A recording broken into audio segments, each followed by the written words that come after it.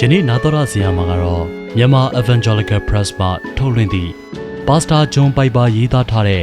Daily Devotion အစီအစဉ်ဖြစ်ပြီး MEP မှတာဝန်ယူတင်ဆက်ခြင်းဖြစ်ပါသည်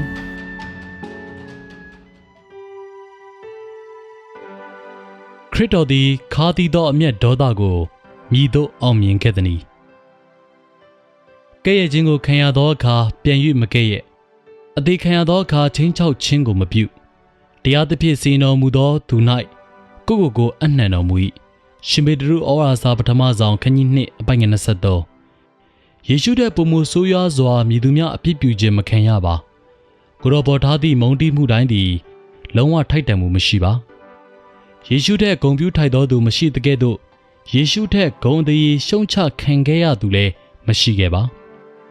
အမျက်ဒေါသထွက်ခြင်းခါသီးခြင်းနှင့်လက်တုပ်ပြန်ခြင်းတို့ကိုသူရန်ခွင့်ရှိသူမှာယေရှုသာဖြစ်သည်ယေရှုကိုယ်တိုင်အသက်ရှင်ခွင့်ပေးထားသည့်ဆိုးရုပ်သူများသည်မိမိကိုတရွေ့ဖြင့်ထွေးကြသည့်အခါယေရှုဖျားသည်မိမိကိုယ်ကိုချုပ်တီးခဲ့သည်။ရှင်ပေတုဩဝါဒစာပထမဆောင်ခန်းကြီး2အပိုင်ငယ်23၌အဖြေကိုဖော်ပြပေးထားသည်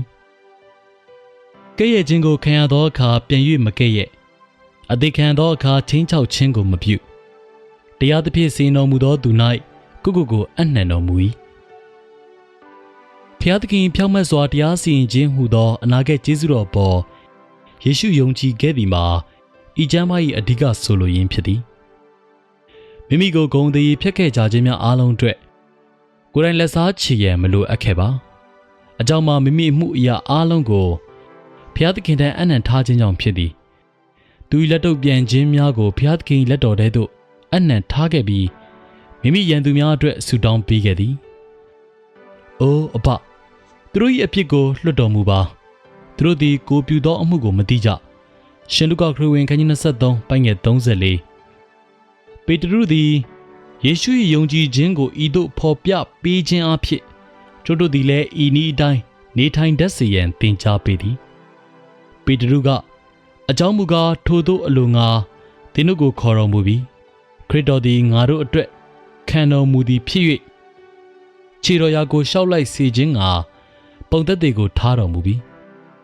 ရှင်ပေတရုဩဝါဒစာပထမဆောင်ခန်းကြီး2အပိုင်ငယ်21ခရစ်တော်သည်ကောင်းမြတ်တော်မူသောတရားသူကြီးဟူသောဘုရားသခင်ကလှုပ်ဆောင်ပေးတော်မူမည်ဟူသည့်ဂရုတော်ကိုယုံကြည်ခြင်းအဖြစ်ခါတည်သောအမျက်ဒေါသနှင့်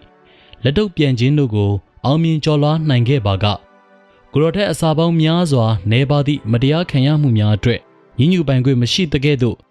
ထိုရာတို့ကိုမြည်မြအောင်မြင်ကျော်လွှားနိုင်သင့်သည်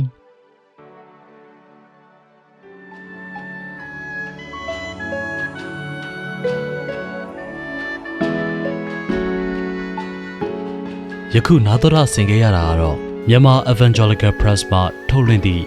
Pastor John Piper ရေးသားထားတဲ့ Daily Devotion အစီအစဉ်ဖြစ်ပြီး